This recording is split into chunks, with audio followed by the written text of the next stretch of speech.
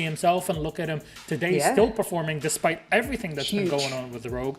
I mean, how crazy can it get? But let's see which map we're going to be playing on here today for this first series of our final Playday, the ultimate one in 2020. Coastline. All right. Very interesting. BDS had the final say on this one as they removed Dostoevsky. Now, this is a very frag-heavy map, right? Coast. Why here with VP on it? Oh, look, I might jump on the VP bandwagon here. One of the best attacks I ever saw from VP in terms of time management and speed was on Coastline. It just seemed like they had planned that out to an absolute T. Sometimes they were underneath with Buck in a matter of a minute. Their speed was phenomenal. I think that could take BDS aback because they're so used to teams taking their time. They get to manipulate the map, manipulate where they take those power positions. I think for VP, what did they win it that one time against Vitality? And I think that's the big stat I have here. But it's been banned a heck of a lot by them as well. So it's hard to know whether or not that's a map that they truly want to go to. But in a matchup like this, where you can really put your speed at play against the team that would otherwise throw you around, that might be the play. See, I'm kind of looking at BDS here, and there's one game I very remember, and very fondly remember, actually one of the first games we saw of BDS last stage was against Vitality. Yeah. Now look, Vitality had their problems, right? We all know they've been going through a little bit of growth, but in that game, BDS made them look like a T4 team. They absolutely rocked the house. They got in the building, they slapped the crap out of Vitality no matter what they tried to do. When they're on the defensive side, they didn't even let them inside the building. They just owned Coastline. They bought that villa, they put down a deposit on it, and they moved in the same day. There was nothing Vitality can do. They are a dominating team here, but they have had difficulties this year against teams like Na'Vi, Dark Zero back at SI, Empire as well, another team they have lost to. They aren't invincible on this map, but I worry that this current iteration of BDS is going to be invincible on this map. Actually, why then? What players really stand out in that case, Des, that make you think like, okay, you know what, this iteration, it's just so difficult to deal with? I mean, looking across every single player in BDS, no one has got a rating below 1.0 right now. Rafal is the only player I would look at and say, not a big fragger. And you know why that is? When there's 4 guys on your team literally running around every single map, killing anything that breathes, you aren't going to be able to get many kills as a guy that's playing in a more supportive role. So I don't hold that against Rafal. I'm not going to say he's a bad player because he's absolutely not. He enables the rest to do their job very, very well. That is a big step up from the days of Shaiko plus 4 guys droning him in to now being 4 guys plus Rafal trying to drone 4 players in. This is the big difference you're now seeing in modern day BDS in my mind. I'm going to jump in there with you, Des, and just say the only problem I have, and again, how serious do teams take their national leagues? I don't know. Is it just something where they have a playground, they have a run and gun, see how they go? Their last 2 French League plays, Coastline games, one against Penta, one against Team Forks, which is kind of an unknown team for the most part. They both of them were 7-4s.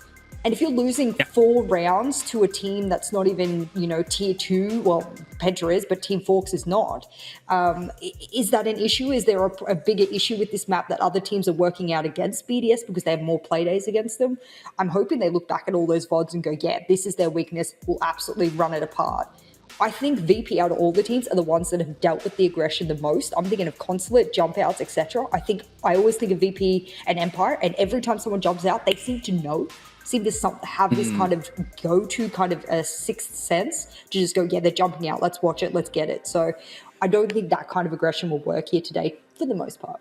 Would you see like certain operators being banned out? We always talk about the Nomad that has the power inherited. Lion sees a ton of play on Coastline, has for the entire past year. NA has definitely had a lot of plays in. We've seen them in APAC. What are sort of operators that can really enable, especially that playstyle that you're talking about, Jess?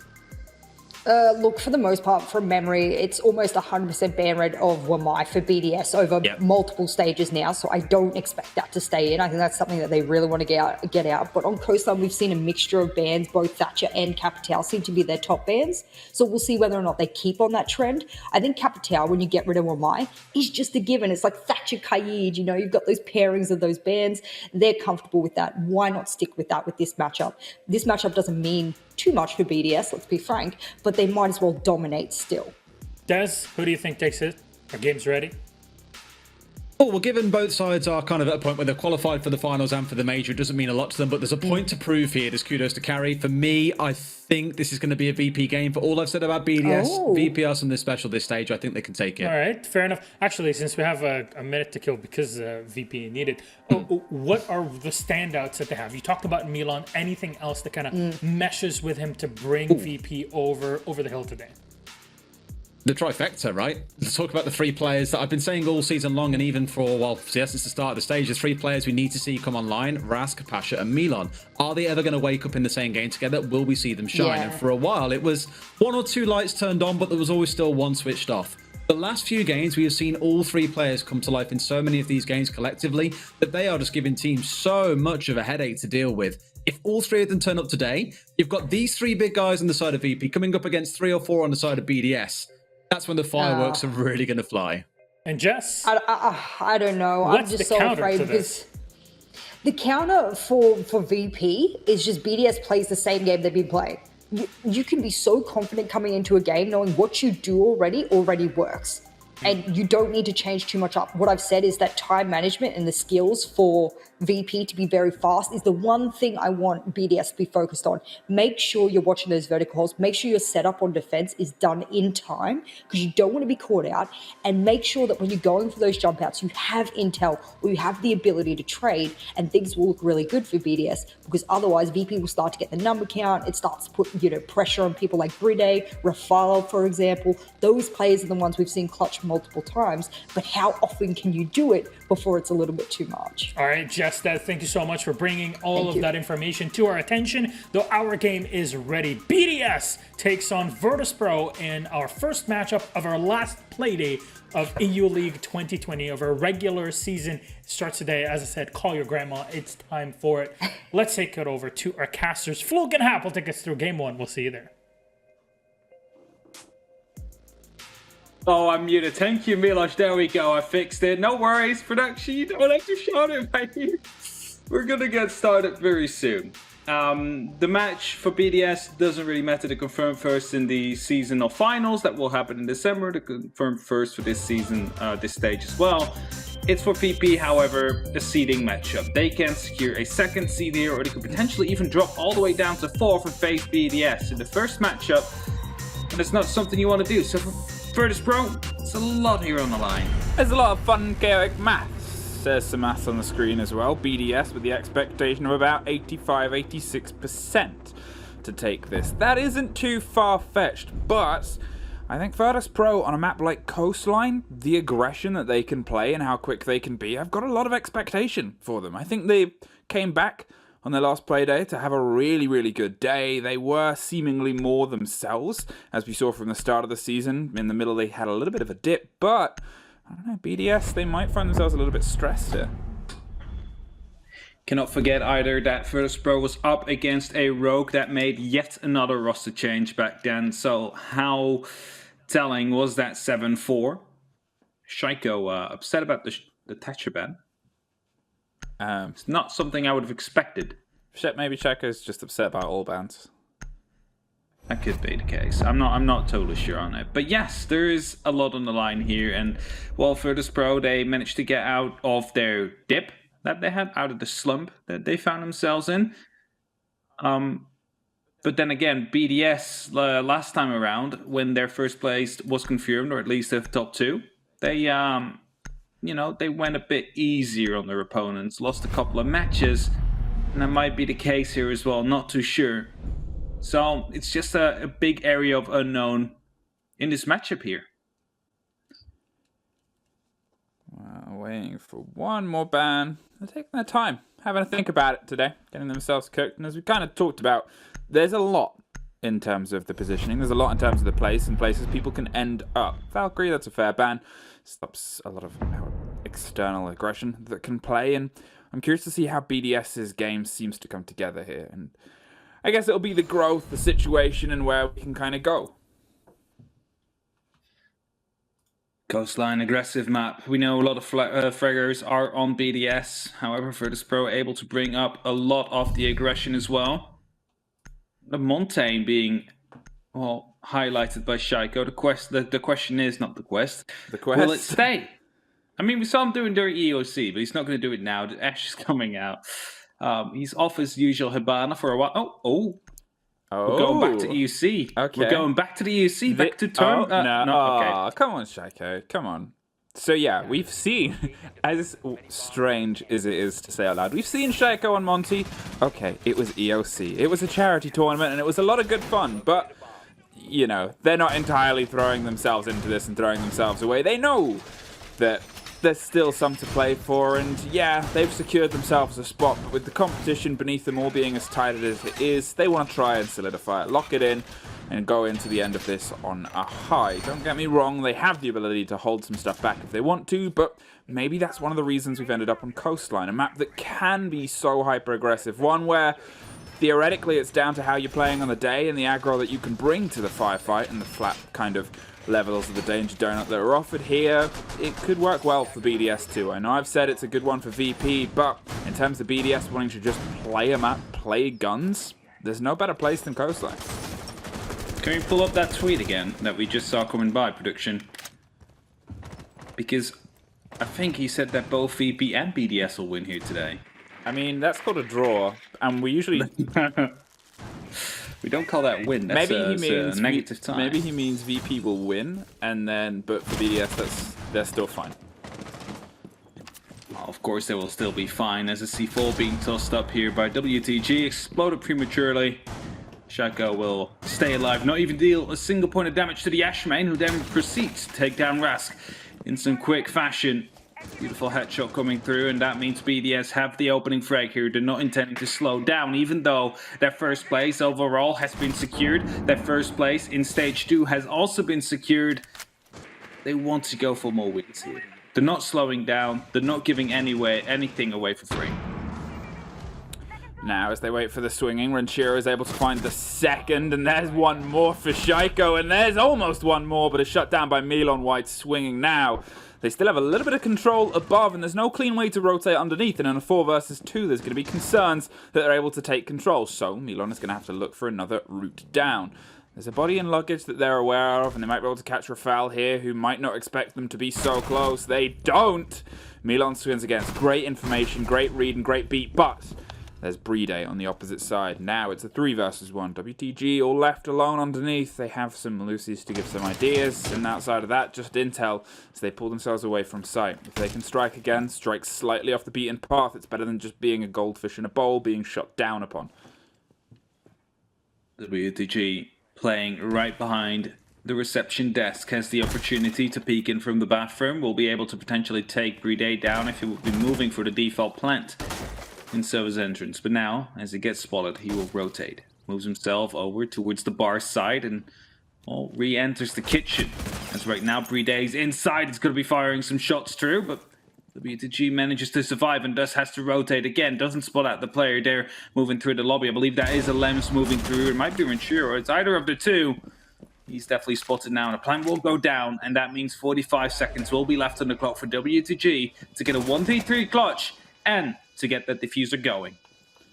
Wow, he's concerned about where one is, dancing either side of them on the desk. They're fully aware of where each other is, and at this point, this is all just seconds wasted in the hands of Virtus.Pro. Sure, WTG doesn't have much health. He's able to take LMs even lower, but he doesn't quite catch the final shot. Skeleton Key was tempted, but Playday's luckily there to pick up the pieces and keep them going. BDS with a pretty ferocious opening round there. The pace of Shaiko to get in alongside, obviously, the buck above and tear their way through the top floor on the start of Virtus.Pro. I don't even think VP expected the pace of the attackers. It was really quick indeed. BDS not taking any time off. They instantly just entered the building from hookah, managed to pick up a couple of frags. They knew where the players were, and they decided to act on it. Not only Milon, who was described as the Shaiko 2.0 in the making, managed to pick up a couple of frags there. So, well, he's doing well, but unfortunately, no win coming out of it yet. But hey, it's only the first round. It is Coastline. Attacks are not unlikely to be won here. Virtus.Pro just has to make sure that it stays within margin. So like 2 or 3 rounds. That's not the tweet that you asked to see again, is it? No, it's a different tweet. I like the tweets. We haven't seen tweets in a while. But it is true. It is the final Playday of Season 1 of EUL, or the 2020 season, as you might want to call it. Yeah. And after this, we go into majors and finals. So after that, it is going to be a brutal world of elimination matches and relegation matches and a lot of championship points to be potentially tossed out the window because, you know, we do quite sometimes see some leads being lost and reverse sweeps to come in. Now, it's something that I'm just going to very briefly talk about because it used to be the standard, the gold standard for this map, with the introduction of Mira alongside her, was always the constant ban here. But here, obviously, she's up, she's able in the selection process just to how these two teams play, and obviously they want to get rid of some of the stop on with the Wamai, and then Valkyrie as well is great for both these teams who love that fervent aggression. So I'm curious to see how much of a stretch Mira gets, because it was once upon a time cited that she was really the only operator who could make a penthouse hold feasible. And then obviously everything else got added on top, and then the feasibility of Penthouse with her high ban record on this map just went out the window. Here we're seeing good heavy setup from an operator who very rare to see danced around on Coastline. There is that one operator that basically changes every single site a dozen ways. That means there's certainly a lot more you need to prepare for, and that's why it often gets banned, because you just don't want to be practicing every single possible opportunity that the Ash or that the Mira might be able to be used. As Shaiko moves through, picks up another headshot. It's Rast to go down yet again. Another kill will follow as Playday managed to pick up a kill. Only the first response coming down now from Shockwave for the C4, but it's a 2-4 situation yet again. The diffuser has been dropped, but it will probably not be too impactful. Well, that was an exceptionally sudden pinch there. All the bodies fell to the ground within about 4 seconds of each other, if even that. There's one more for the tally. Shaiko catches Shockwave sleeping and slipping, and, well, puts him down. Now it's WTG yet again alone, working their way along the bottom side. They found themselves into a slightly different position as they were in last time. They're waiting to see more and the potential of pulling a BDS player out, but BDS, they've got time. And they're utilizing it. They're clearing with angles. Okay, they're not really droning, they're face checking, but when you're in a 4 versus 1 situation with the pace of information these guys can do, well, it doesn't really take them all to sit back on their drones. They have one active, the rest, as I said, they're looking for faces, the one finds them anyway. Well, there's the feed, there's the filter, and there's a Lems. Finds the other kill on WTG, this time the other way around, and this time they didn't even have time to get the diffuser down. Didn't even want to push for that diffuser because, well, the diffuser was ready and standby near the server's entrance. The call just didn't came through. And as soon as they realized where he was, surely he would be trying to get inside. Shaiko that was, but yet another very convincing round here from BDS on the board. And so far we haven't really seen much yet from Virtus.Pro, who, well, have been surprising throughout the season. They've had their ups and downs. You know, you can basically look at it like a little bit of a roller coaster, their stage 2, because they started out with a draw, then they won three times in a row, then they lost 2 times in a row, another draw, a win, and now we're up here. So they're really going up and down in their form. And let's see what they can make of this matchup against BDS, who, well, majority of this season have just been winning most of their matches. They lost to Na'Vi. They drew up against Vitality.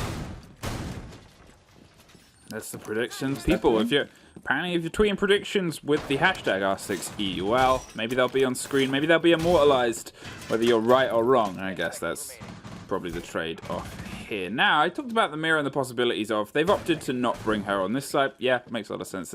Sure, I guess you can kind of play into hookah above Cool Vibes stairs if you want to have a position, but it requires a lot of ADS. It requires a lot of control around that area and a lot of fear. This from Milan, though, the bait and play onto the big penthouse window.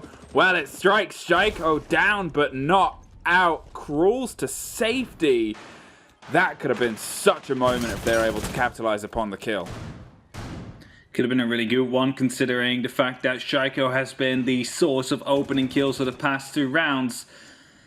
Now he's all alone. He needs to wait for one of his fellow operators to be coming over to him to support. And it seems like Playday will be the one, is aware of the fact that the window might be jumped out of from. And as Shaiko got down from that one, he will be helped up. No questions asked. No one will be coming to jump out. No one will challenge the fact that he will be picked up. And that means Shaiko is allowed to use his utility, use his 3 flashbangs and the 2 breaching rounds to, well, make sure that the rest of his team has a better opportunity of actually getting these kills in. And after that, potentially try and frag out himself, because that is his favorite, well, activity within a game like this. Keeping themselves locked in and under control. Obviously, this is the slowest we've seen the approach, but the shockwave that wasn't done by Shockwave, but into Shaiko either way was the start of, well, it could have been the end of BDS's round. They've been able to recoup and recount themselves and get the man back to his feet, and he's looking to try and enter onto Aqua.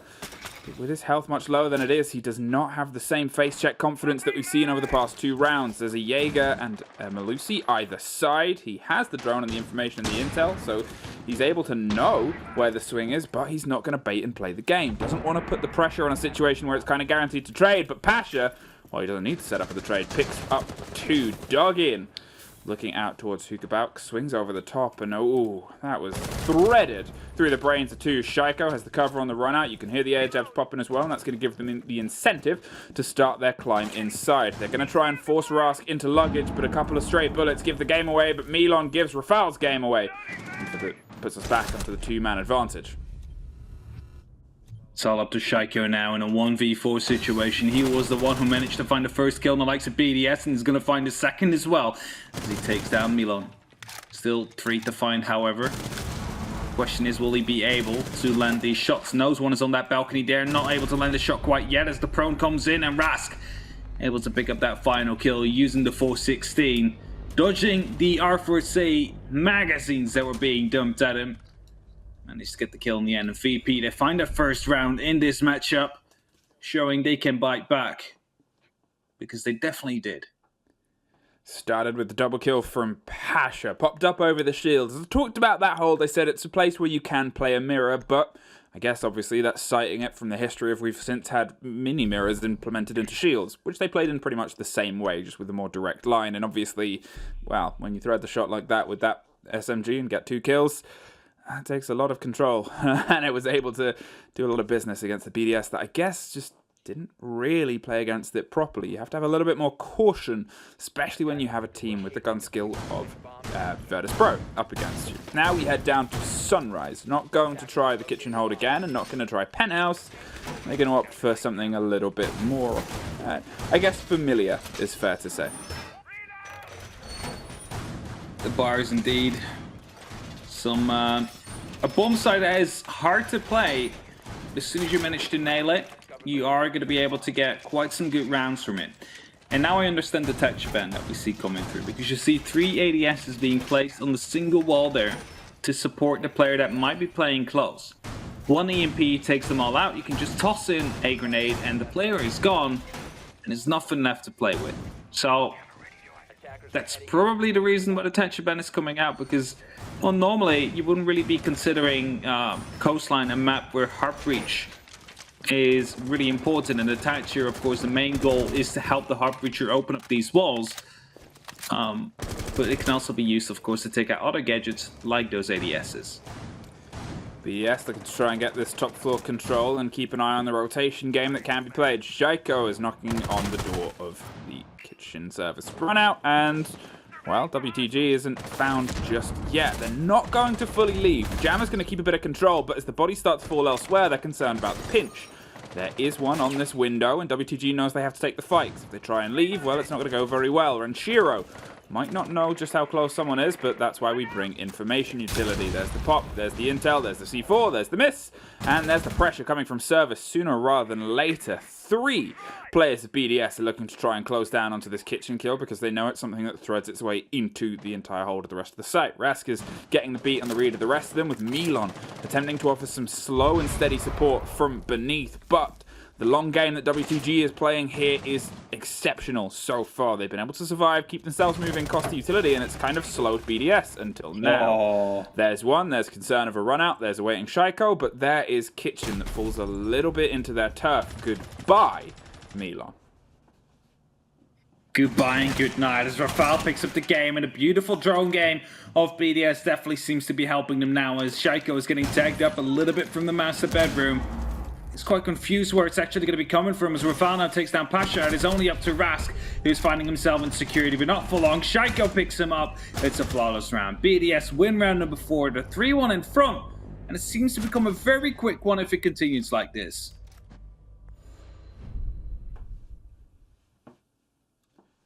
I mean, it's so frag heavy. It's the thing. It's coastline, and this is one of the things where I've said it's probably a good place for BDS to come is they don't really have to throw themselves too deep into tactics, which we know that they can do well. We've seen them play the slow and steady catch game before, but here they know that they have to turn the pace up against VP because VP is a high-paced team. When they get into their element and get into their positions, they can really start to strike against you, and a slower team can suffer. Not that BDS would or wouldn't. The argument more is here BDS are prepping for the future. They're okay to relax on the tactical game and just throw themselves into what they know well, which is gun skill, reaction, and pace. Sure, their close down in kitchen, as an example, was very, very well put together. They had 3 angles covered. We saw each individual drone giving a little bit more to the opposite sides, a little bit for Renshiro to get a bit closer to the kitchen window, and a little bit for Shaiko, and then it led to, obviously, the pinch. They pushed him into a situation where he was uncomfortable. From that point onwards, well, we saw what happened. Also doesn't help for VP considering the fact that probably one of the best fraggers in the world, probably top 3, is on the team of BDS, and they're also having one of the best supports in the world, and well, it's just a really well-rounded team at this moment in time. And if you're going up to coastline, of course, you're not going to be playing extra heavy now, considering BDS, their fate is already sealed, and all they try to do now is get as many points as possible for the 6th Invitational, which, you know, are going to help you qualify. Of course, they're already confirmed for that, I believe. If, you know, when I last checked the standings, there's no way they can get out of the top 16. But, you know, more points, more better, as we would say in broken English, because it might help you elsewhere. So, BDS, of course, will be going into that major in November with the highest priority, trying to make sure they can get the back-to-back win out and thus obtain the most amount of points possible this year. Pasha's under pressure right now, and obviously they led to the 1-round success that we've seen from VP with a double kill of their own. Their hold slightly less solid, but Rask is there to add some solidity. Finds Renshiro. Mobile and aggressive underneath, is able to strike, and Shaiko's going to have to try and strike back. Rafal is on the pinch, trying to put pressure onto where Renshiro fell, as Shaiko tries to do work here. They want to collapse around luggage to offer some pinch and support there towards Aqua and above the site, but it all starts here, and starts with Shaiko trying to force them a bit further back. No one is moving. No man's land, and is not quite sure where the body has rotated to. He's found himself. Milon is just on the shoulder of a soft wall. So I guess now Shaiko's hoping that the pressure that's otherwise being put down below is enough to draw someone out of position and draw himself into a kill. WTG finds a Lems with a nice drift shot there onto kitchen window. And wow, things are starting to fall a little bit apart for them right now. Indeed, BDS picked up, 2 members got picked up there by VP, and Shaiko still patiently waiting for a potential peek to come in from either of these 2 VP members that are finding themselves around the penthouse and theater room. Has to be careful as one moved into the 90 hallway, could be going for a flank later on. Rask is seemingly aware as well, as right now to see the impacts are coming in from below. The question is, will it be watched? It doesn't look like it. As WTG is actually going to get picked up from Shaiko, just quickly watches down, manages to pick up the kill and turn it back a little bit into BDS's favor. Flashbangs now coming in. He seems to be aware of the fact that one is indeed inside the hallway here. Swings left, is not going to be able to pick up on that kill. Milon survives, gets the kill to Shaiko, turns it into a 2-on-4 situation for BDS, who now need to fight up as they are 2 men behind. Wow, Playday and Rafal, 2 big names still on the board. Rafal is going to slowly creep their way through land that was pretty toughly won with the man that's currently 9-3. Now it's just a matter of putting the pinch down on the site itself. Milon has moved in and got control of kitchen to make sure that they're still solid there. And with Rafal, well, I was going to say creeping up the corridor, might slip through, but does not. Now it's only Playday in 10 seconds. This is a round that is not going to be theirs unless it's thrown into him. He's able to at least pick Pasha with a nice pull, but with the shotgun on the right, it's only a matter of time before that happens.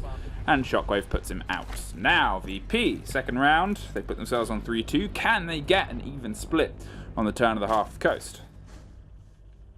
That is what they will definitely be aiming for, making sure that they get that even split to give themselves some opportunities to go up to that second half themselves, because we know how important the attack can be. On a map like Coastline, basically any map, it's used to make the big difference. On Coastline, it's more so the baseline. It's that one map that is really 50-50 split, at least it used to be throughout history. And thus a 3-3 split would not be uncommon. And I mean, we just saw some predictions come by and all these tweets saying 6-6 VP BDS. If we're going up to a 3-3 split, that might be very likely. 3-3 on Coastline, that's pretty standard. It's a great map for attackers.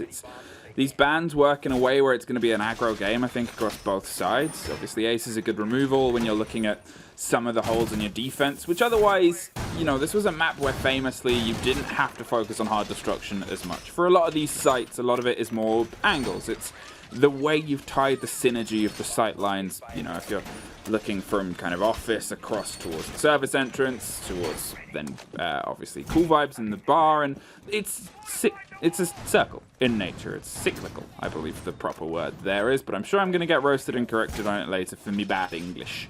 At the same time, what you're seeing with Ace, if you're looking at a place like where WTG is reinforcing now, is it's able to open that up without too much of a huge cost, because you've also still got an amazing gun for the aggression that this map needs. Yeah, okay, Habana has a fantastic gun too, but not a huge amount of bullets. So you're looking at quick action, quick firefights, wielded by certain French players on that roster. It's some of the best play we've ever seen. But at the same time, there's other options. There's other options indeed. Question is, will you use them? Will you choose to go with what you feel confident with? As this hatch, it gets played so often by VP. Often we see it coming down from below as well. For example, Shaiko finds himself in that bedroom trying to get an angle. But not always working out, and as Shaiko now moves through that kitchen, gets his drone into a position, hopes to find out some of these locations of these players, of these roamers, as he needs to make that first strike happen. He needs to make it count, and while Zelems now has blue bar control as well, we know that the next stop will be the cool vibe stairs, but there is that one Banshee that has to be taken care of. Luckily, Shaiko has the availability of this breaching round. It'll quickly be put in. That means the breaching round will be destroyed, and as Pasha picks up the Lems, the fight will go down to the cool vibe stairs now. Well, as the pressure starts to come, obviously with the death of Alems, it's a little bit of a blow of utility. Haven't seen the biggest showing from him so far, but talk about big showings. Pasha, with another double kill, is able to start things off in the right foot. Did the same last time we were on this site, and is going to make sure that he continues the tradition. Shaiko is underneath, and at least has all of his blood inside his body, instead of left around a Lamborghini on the front. They're aware of a little bit of a pinch here against Milon. He's just going to pull away. Shaiko's going to apply the pressure on the opposite side, but gets caught out by a smoke canister before he can really start to put himself up. At this point, VP, they're not overstretching. They're not trying to pick bodies and pull them apart. They're happy. Happy to let them fall into the waiting more of Pasha, who finds his third for the round. It's a third indeed, and this gives the opportunity for Virtus.Pro to push themselves to the 3-3 mark that we mentioned before, because it can be so impactful. Foul, looking to find a kill somewhere. We're opening up the door into Hookah now, but gets swung on right away. He's not going to be able to land anything yet. Nitro will be pulled out. Gets a kill, however, on Pasha, so that means the Nitro will not go out. Will be opened up, flashbangs will be tossed in. The question is, will it be enough, or will Shockwave be able to smoke them up for the remainder of this round? Now then, as they try and actually push their way in with only 20 seconds in a 4 versus 2, it's going to be a tight funnel as C4s and more pop off either side. Obviously, Shockwave is still keeping a big overwatch from a site we saw was impactful before, but another body is fed into Rafal. They still have to funnel in. Rafal trying to push up cool vibes, gets caught out on the flip side, and there is the second pickup. There is the third round for Virtus.Pro, an even split and an even half. Can they put this pressure onto their attacks? That is the question. Can they basically match what BDS brought to them? That quick base, that quick succession, the quick amount of frags to come in. Will they go for a different approach? On the first side, it looks like they will go for a different approach. We see Yana and Line being brought will be swapped out to a Jekyll now, but of course the 6-pick face is still coming in, and that means that Jekyll doesn't necessarily mean there won't be a Lion, as those might be interchanged within these next 6 seconds. Looks like it will stick to a Jekyll for now. That means that will be their lineup that they'll have to do it with. Diana that gets a Gemini replicator, just basically a clone. A lookalike of Yana has the same gun in her hands, the same skins. You're not going to be able to tell the difference. The only difference is that Yana cannot shoot at you with the Gemini replicator. Meaning that it's just, you know, a harmless hologram. But if you shoot it, your crosshair will no longer be on the actual doorway, and thus opens up to potential refragging potential of that clone. And of course it also functions as a information gathering tool, which is, of course, in Siege, a game where drones and information and cameras are so important, the majority of ways how it get used. Pasha's just reading the bottles there. Just finding out what's in them. Yeah, trying to find out the recipe, you know? Trying to find out the recipe. Celebratory drinks for the win that they might be able to pull themselves towards. A couple rounds in a row now, and they've got a bit of momentum that they otherwise definitely didn't have at the very beginning of this game. As we said, this is a good map for attackers, good map for aggressive teams, and VP ticked both of those boxes. They have been very good on their attacks on their good days, and, well, they've been pretty good on their defenses on those days as well. They seem to bring this solid idea of an attack, and that's why I'm, again, really happy to see these two teams butt heads on Coast. I think it could be a fun map for both of them. WTG pops in, looks for the errant rotations that were going on around here, but it seems like Shaiko has otherwise pulled away. Headed towards the white stairs, and they can't quite get the drone where they need to because of all the mozzies, so they're just going to wait. Right, they do. This BDS is not giving them any ground. VP might be, well, they're pretty on par with the speed that BDS brought on their attacks. However, they're not able to find those early kills yet. That might change, however, as the first scan came in. Milan managed to get the scan down on one of the players, but it's going to be Alems that gets the upper hand over Pasha. The scan doesn't matter to him and still survives the shots, still survives the assault. Right now we're on 3-3. But we're 1 man down on the likes of VP, and that means that BDS, they continue what they did so many times before, is retaking their lead right now.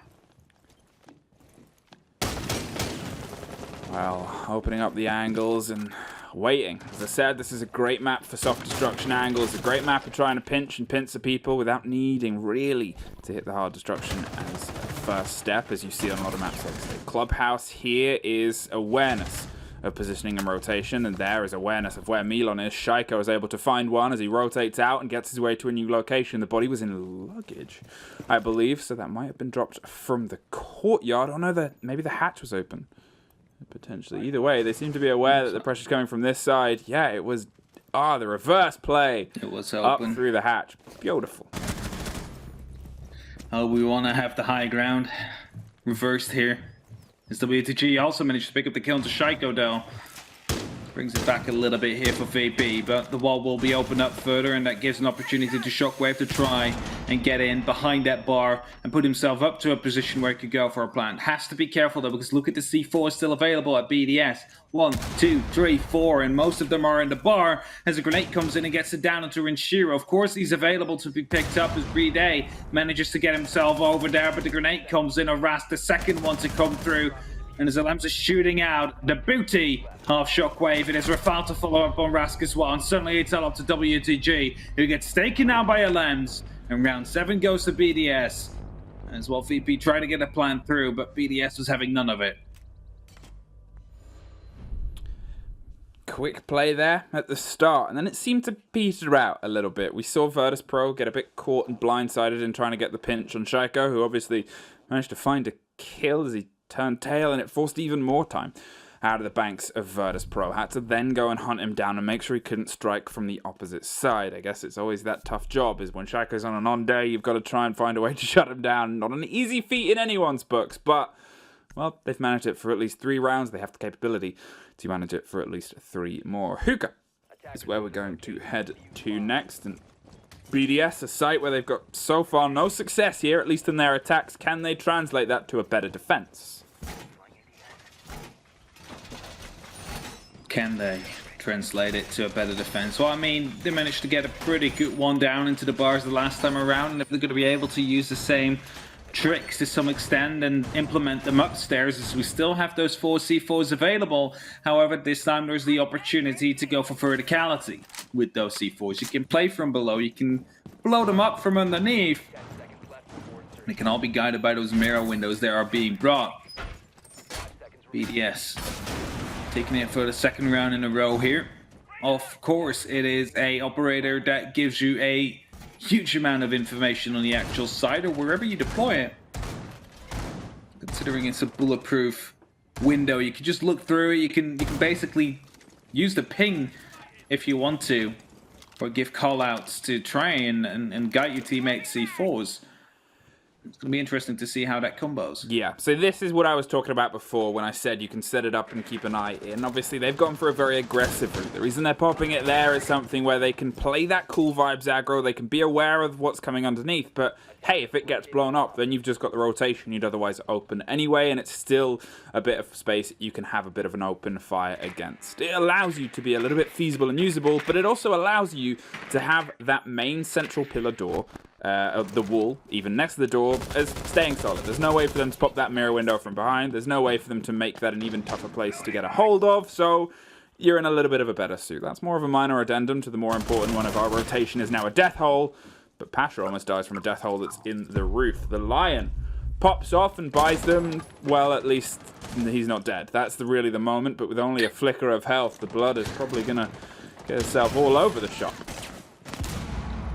Reaching round, Common killed. Oh, I thought he killed himself with there, but it's actually Lems that picked up the kill onto Pasha. Just rotated down the white stairs, picked up the kill right after the breaching round blew up.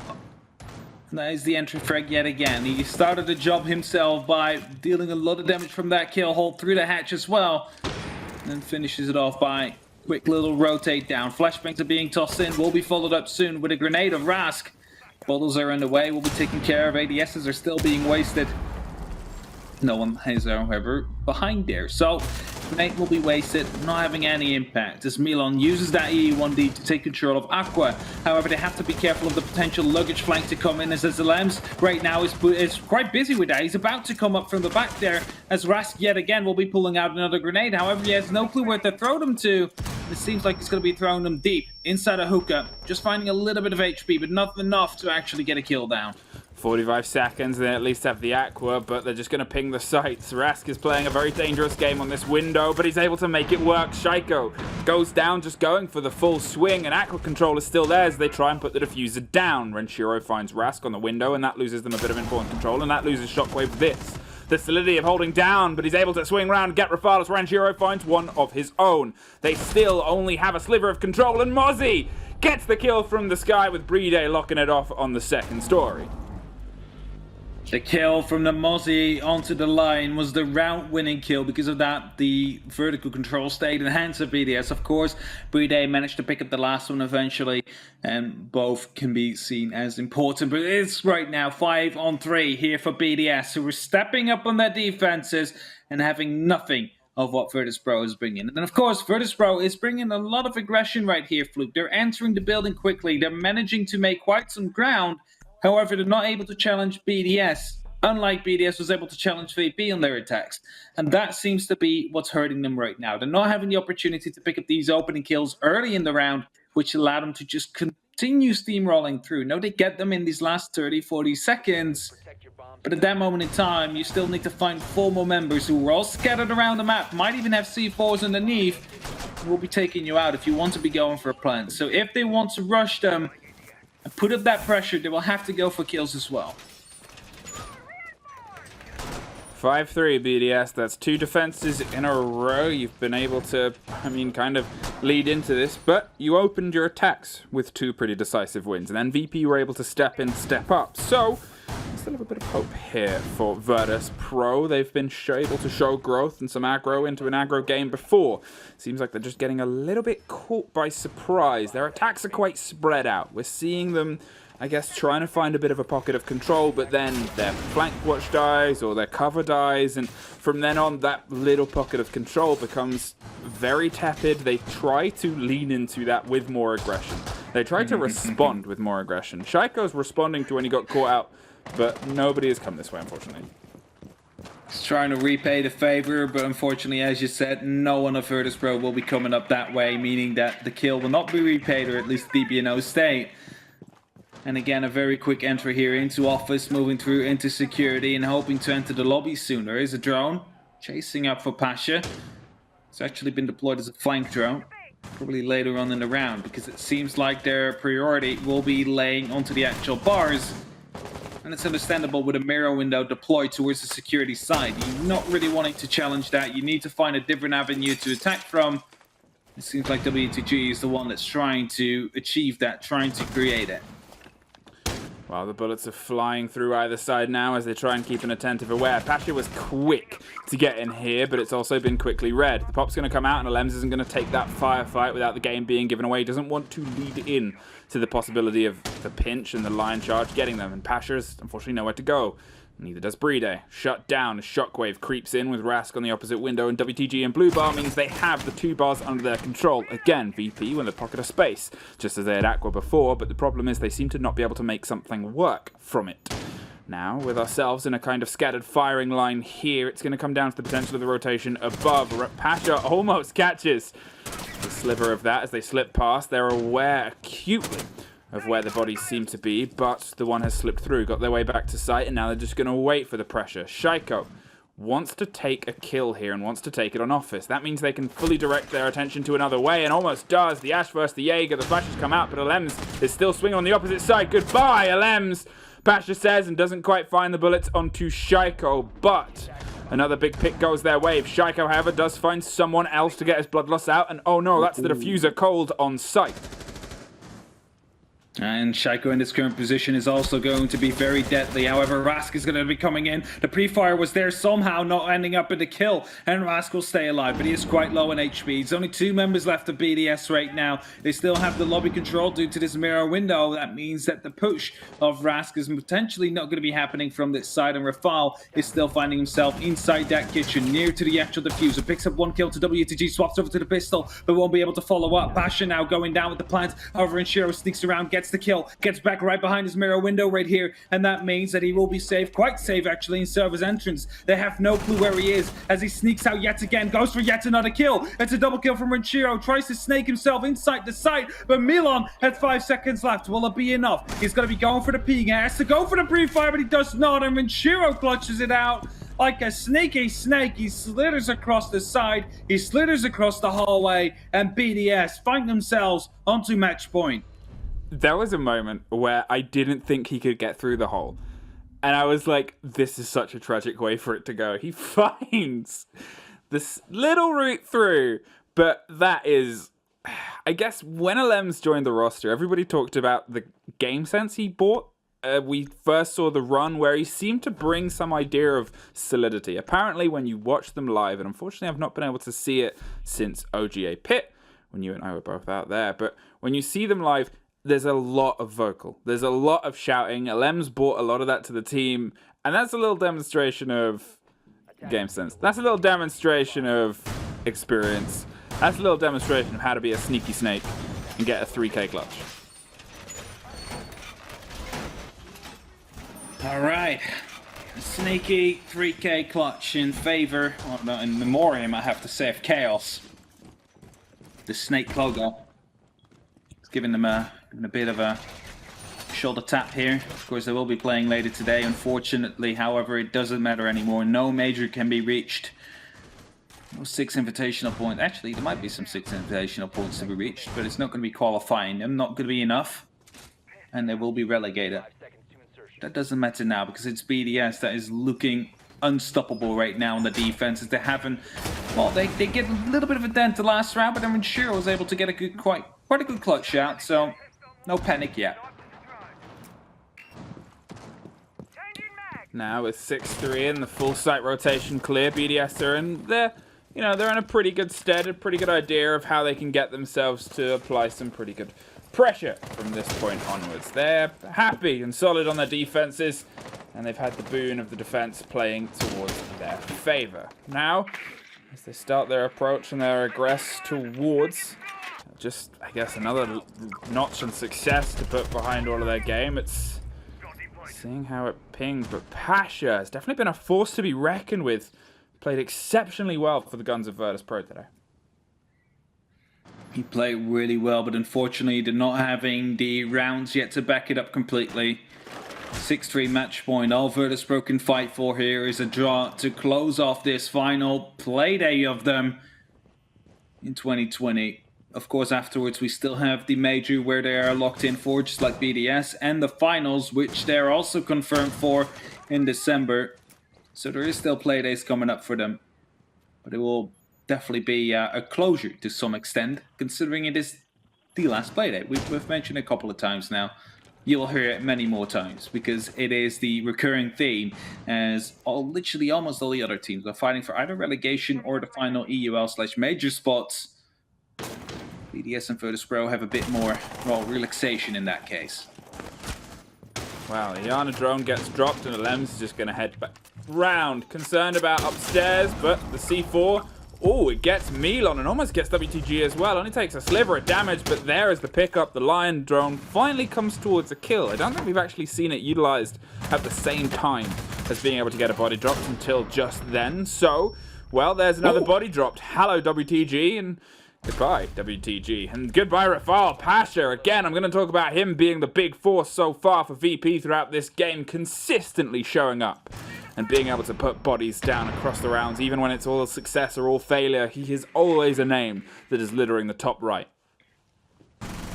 Right now, equal on stats together with Shaiko.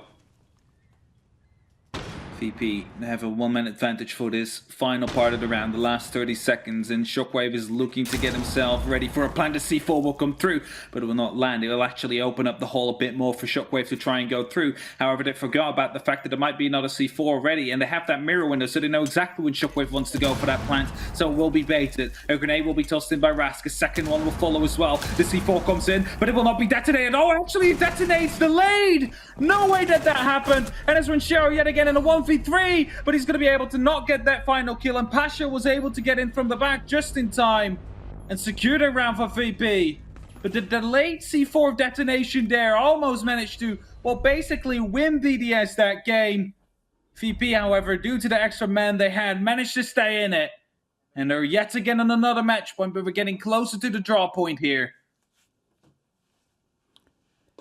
Blue Sunrise. We're going to double down. Obviously, Hookah is now available, but they're going to opt to try and make it work downstairs. Okay, it was close. Okay, it was almost another death-defying clutch in a row. And, okay, it was almost a different member of BDS pulling it up. Hey, that's BDS's roster, this split. If you haven't seen it, wow. All of them, yeah, they're doing pretty good right now.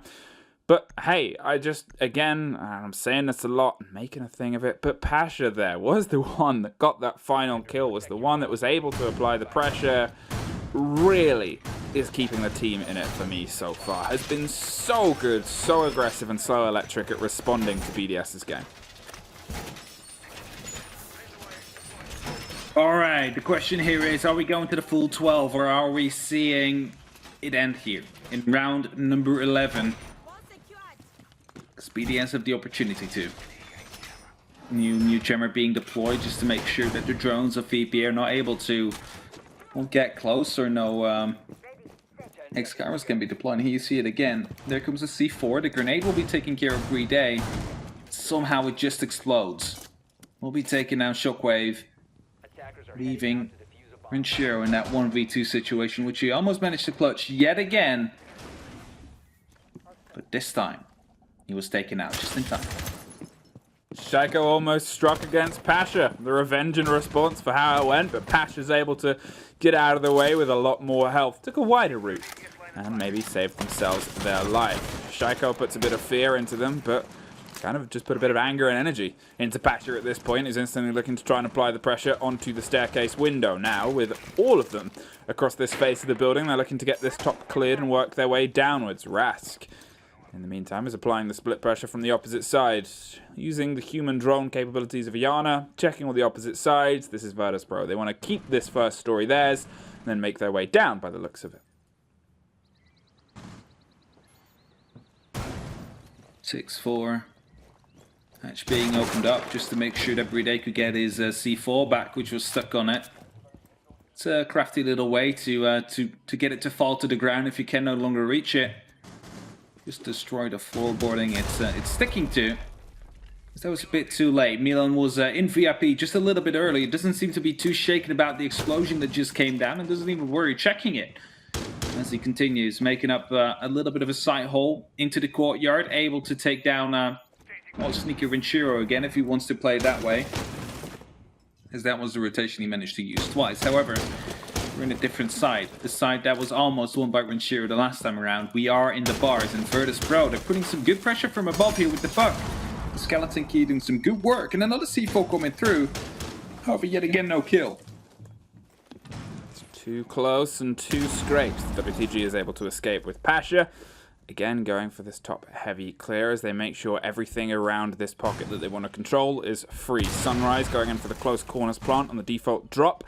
Just on the tuck in there as we enter from the split side. Well, let's see if Shockwave can make it happen here. Rask and Milan are going to offer the cover and try and take a little bit more control, with WTG keeping a firm eye on the door to make sure nobody swings in. The canisters go out and Renshiro cannot get purchase or access. There is the default site, there is the default diffuser going down, and there is a little bit of response pressure here from BDS. They're opening up their rotations and their angles, but the smoke canister is going to keep them locked down for long enough. Alems goes down, with WTG watching the door getting the first.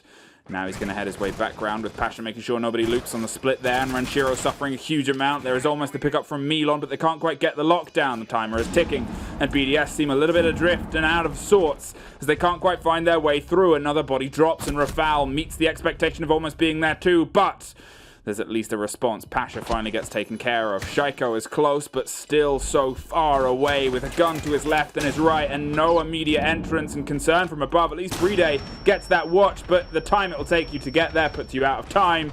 And now it's just exit frags from this moment, and you can't even find one. Virtus.Pro, their bubble of space has come through for them and put them one round away from the draw. Round number 12 is upon us. It is a match point, but also a draw point to come through, because Virtus.Pro has the opportunity of getting the 6-6 in here against what might be the best team in Europe. Well, it seems to be the best team in Europe, considering they won the last major. They are on top of the 2020 season. They are on top of Stage 2 as well. And that gives them a huge confidence boost going into the major, going into the finals later on as well. As Virtus.Pro might be picking themselves up with a very important point. Not sure where we'll let them end up, but I believe if they draw here, then they can get either 3rd place or 4th place. If they lose, they will be probably 4th place.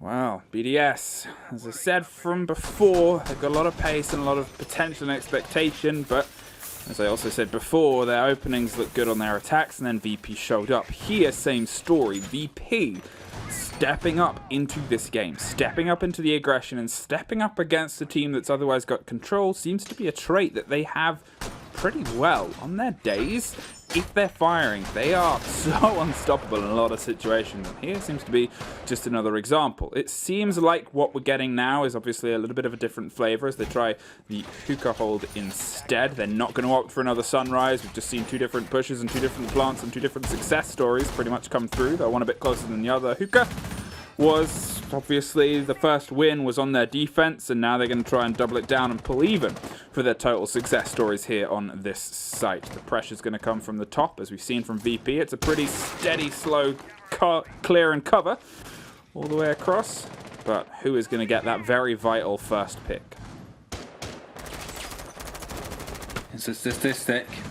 70 to 80% of the rounds go to the team who had the opening pick. Now, it might go down a bit, it might go up again. Of course, it fluctuates. It's not always the same percentage. And it doesn't always count for these teams as well, because some teams, you know, they're consistent in getting an opening kill. For example, Tempera does it often, but they do not always translate the round into it. That's something to keep in mind.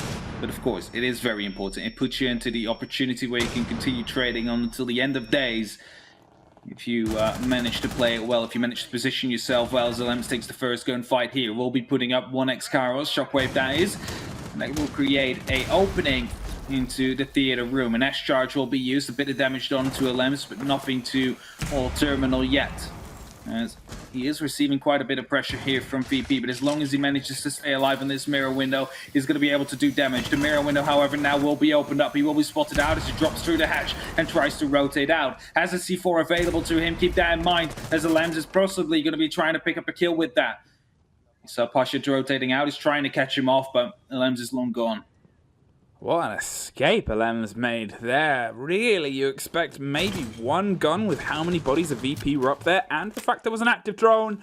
That could be a mistake that costs them a little bit further down the line. Yeah, they got control of this area, and they got control pretty quickly, but that could have very easily been their kill and their start. Oh, Milon.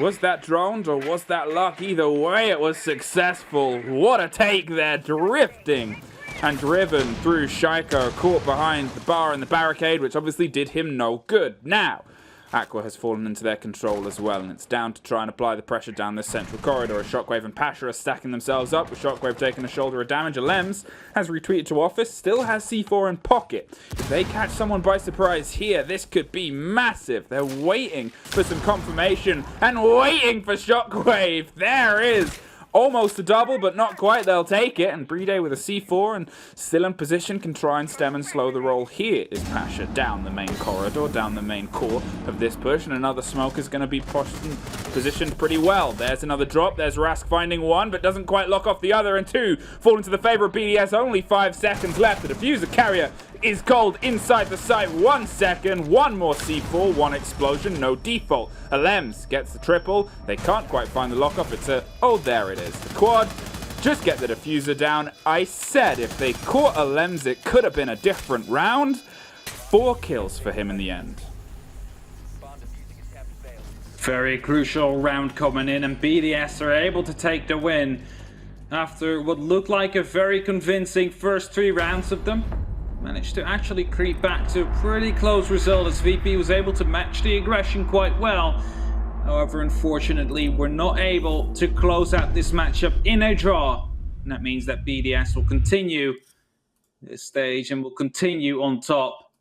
Not that it was ever challenged here, but they will feel definitely good if they manage to get that last win in the season as well. Well done to BDS. You ended on the high that we all kind of expected, just based on your performance, but as you said, got to give credit to VP. They clawed their way back so many situations in that gunfight, and they're a team that generally has a habit of heating up towards the end of the season. But let's go head over to the desk and see what they have to say about it. Thank you so much, Fluke. Hap, yes, we are back, and